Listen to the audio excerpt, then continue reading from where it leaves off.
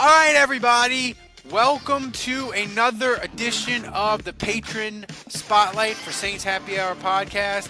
The Patron Spotlight is when you donate $5 a month, you get in the raffle to have your own mini podcast slash conversation with me. And this month's winner is Andrew West. He is a $5 a month patron. And Andrew, thanks for joining us.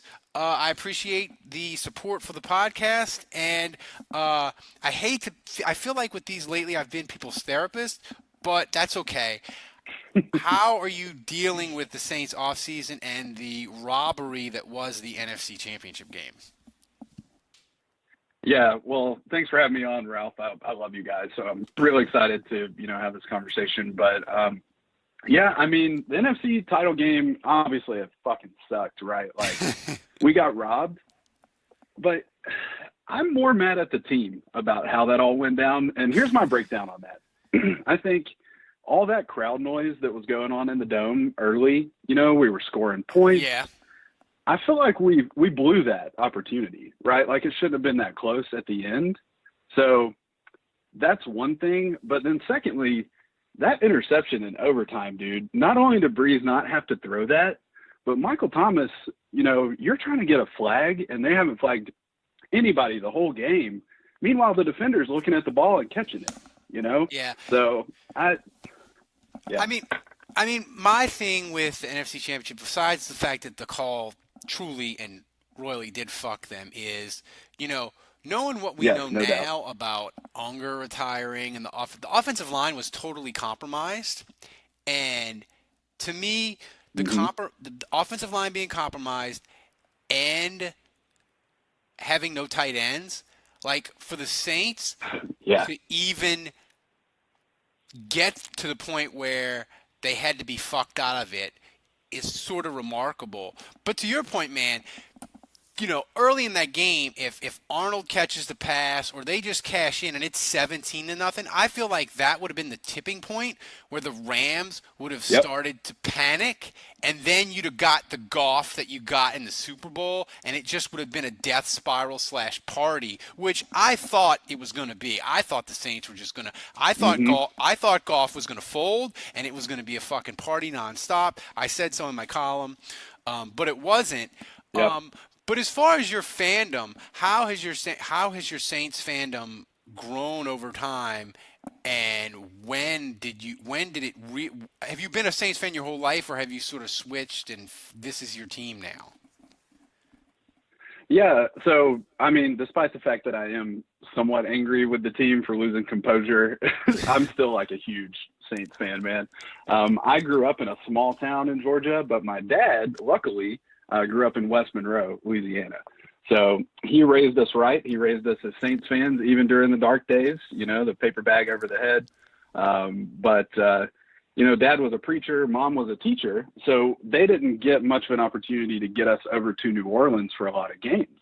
So, with sort of the proliferation of social media and fantasy football, it's been a lot easier to be a Saints fan, in the last decade or, 10 to 15 years because of all that. And I would say when I started playing fantasy football is when my NFL fandom really took off. So that was around 06, around the time the Breeze era was starting. So I've always been a Saints fan, but I was never super into them until 06, the start of the Breeze Peyton era. Yeah, I mean, and that's the thing with social media, social media, it can do bad things and it can horrible things in politics or crazy people they find each other, right? Like the crazy people all over the world, they can find each other and then they don't think that they're this weird minority and they do horrible things. And that's horrible, obviously. But the internet also does amazing things where you can connect to Saints fans all over the place. We've got fans of the podcast in England. I'm going to do a Patreon spotlight with a couple of people that are from out of the country that is going to be amazing. So it brings us together, and it used to be you had to read the paper, you listen to the radio, and that was it. Now it's like if you're bored and it's the middle of the night, if you can go on Twitter and do the hashtag Saints or Who Dat Nation, or with me, I have 4,000 Mm-hmm. followers or almost 10,000 followers from the podcast account. I can just be like, hey, I want to talk about Saints. Let's talk about this. And I could talk for an hour. I can ask, say, fire me your Saints questions, whatever. And it's this big community, and it makes us closer. And that was the great thing about the Saints. I don't know necessarily that the Saints are a national team. I'm not so sure of that. But I definitely No, feel they're like not. at least we have our community, whereas some teams in the NFL, you look at them like the Rams or like the Chargers, and their fan communities are just weird, and they don't really have any. So Yeah.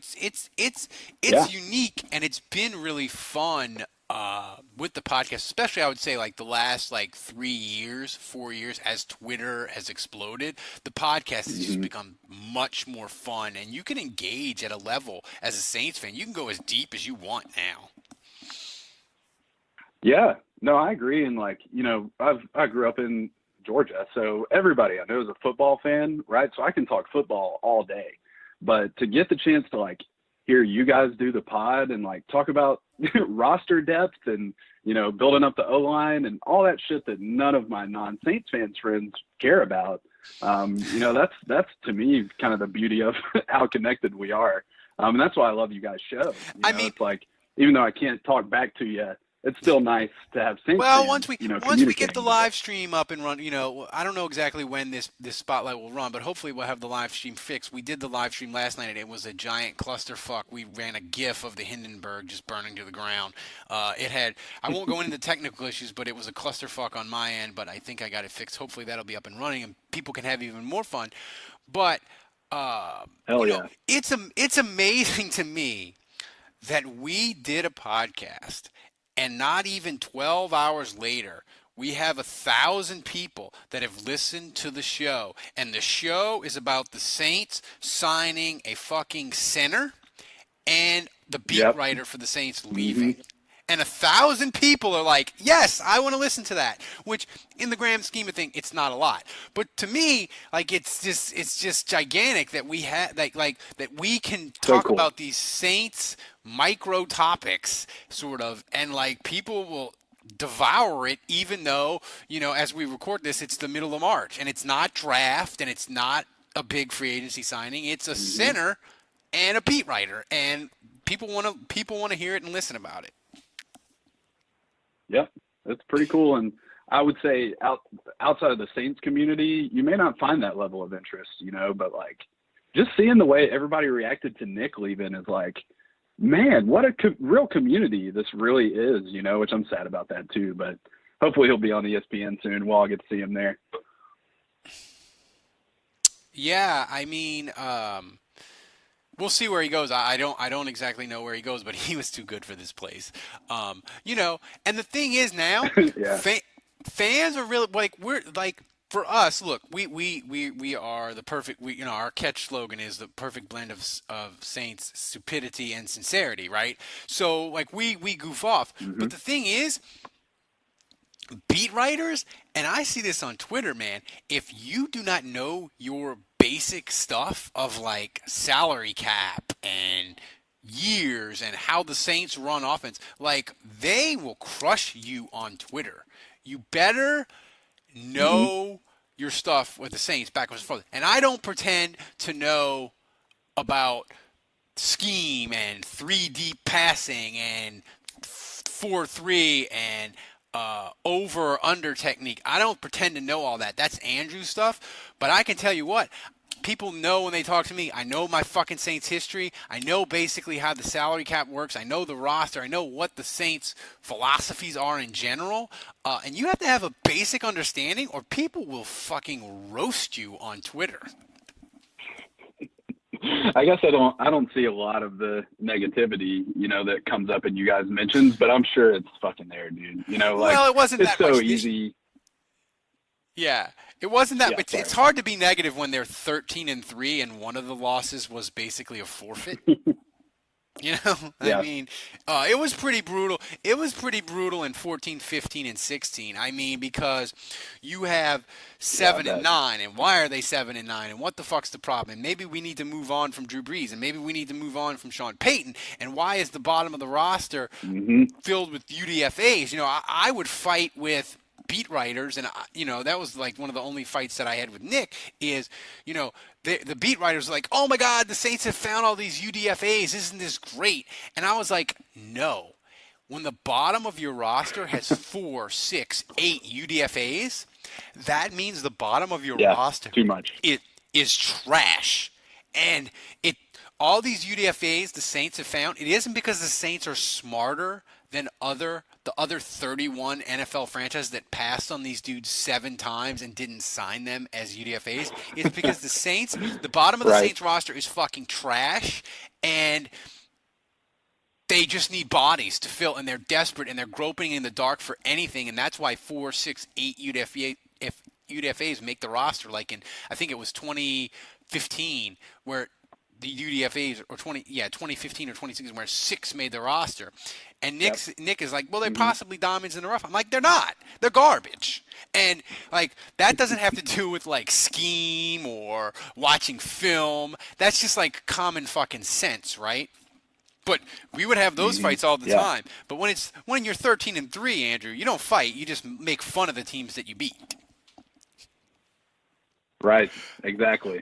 So last year was definitely a great year. No doubt about that. So before we get out of here, what are your hopes for the Saints in 2019, and what made you a fan and supporter of the show? So, I mean, my hopes for the Saints in 2019, I mean, it's fucking Super Bowl or bust right now, dude. Until we get to a point where, we're kind of out of the playoff question, like Breeze is gone and maybe Teddy is not working out there or whatever.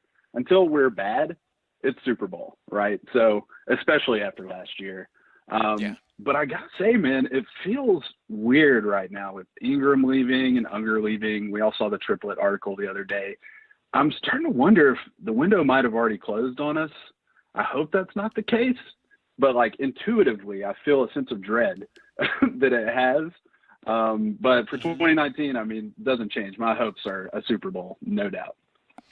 Yeah, I mean, and I think the one thing I will say is football teams football is so violent and so hard, you can't just run it back. So the Saints making these changes might not be a bad thing. And I know that's a way to spin it, but like Yeah, the thing is, at the end of the year, like Unger he wasn't good, you know?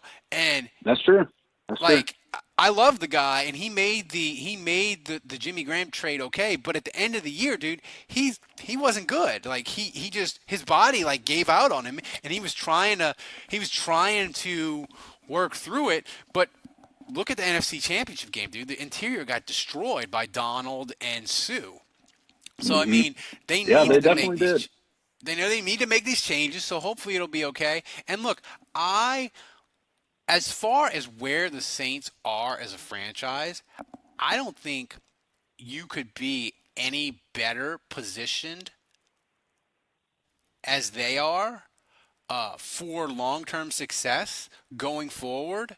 The only teams that I see that are better than them potentially for long-term success are Cleveland because they're so young with Baker Mayfield, Kansas City because they're so Yep. young with Mahomes. But the Saints, they have Teddy Bridgewater, the succession plan in line, and they have all these young dudes that, yes, they're going to have to pay and they're going to have to make decisions.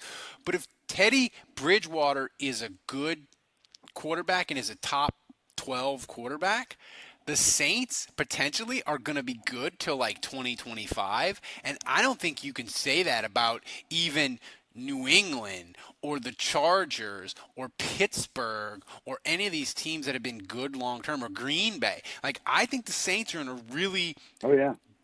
they're in a really great spot. It doesn't mean they'll win championships because look, the last 2 years you just get shitty luck and you don't win. Like that's just how it goes. But as far as like Sure. sustained Yep. success and enjoyable as a fan to watch, like I think potentially the window for the Saints is not just this year. I think it's wide open. depending, and they've done that. They've done, to me, Andrew, they've done about as well as you could. I mean, about as well as you could hope. Like Teddy Bridgewater might work out. He might be Ryan Tannehill 2.0, and the Saints may be stuck in 7-9 hell. But what else are you going to do at quarterback? Like there wasn't another pathway. Yeah, at quarterback, you're right, man. It's Teddy. What else are you gonna? We're not drafting Kyler Murray. So yeah, and maybe I hope you're right. Hopefully, it's just my irrational fear. It's been a rocky 4 or 5 months, I guess, for fans of Louisiana sports. It's been a rocky 2 years. We are gonna be the Saints make the playoffs again and have a bye or a home game. As a fan base, we are going to be on the fucking ledge in 2019. It doesn't matter. It doesn't matter if the Saints are 15-1 and are averaging 45 a week. As a fan base, because of 2017, because of 2018, we are going to be on the ledge, panicked and desperate. It doesn't matter how. It doesn't matter if they're 15-1 or 9-7 and get in. Like that's just the baggage that we carry, and you just got to. We're just gonna have to deal with it as best we can. But that's why we have the podcast. We try to help people like you, Andrew, get through and do the best we can. Yeah, man. And I didn't get a chance to answer the second half of your question about the show, but I mean, the reason I love you guys is because you seem like you're just kind of genuinely who you are as Saints fans, and I like that. And you've got a good, I mean, this show slogan kind of says it all, man. Like y'all have a great blend of just like some ridiculous antics, but you can tell that Andrew is like kind of the X's and O's guys, right? And he always has like an earnest response for more serious football questions. But you don't feel like you're reading an article breaking down the X's and O's while you're listening to you guys talk, So, and like I said, being a Saints fan in Atlanta and not having a lot of Saints fans around to talk to, I absolutely love you guys' podcasts, and I will always definitely support you guys. Thank you, Guy. And look, if you want to be like Andrew and have a chance to chat with me on your own miniature episode of the Saints Happy Hour, donate $5 a month. $5 a month gets you a chance to this. You get a magnet eventually. You get access to the live stream if we ever get it working. So it's great. So, Andrew, Guy, I appreciate it. We appreciate the support, and we'll see you next month for another Saints Happy Hour Patron Spotlight.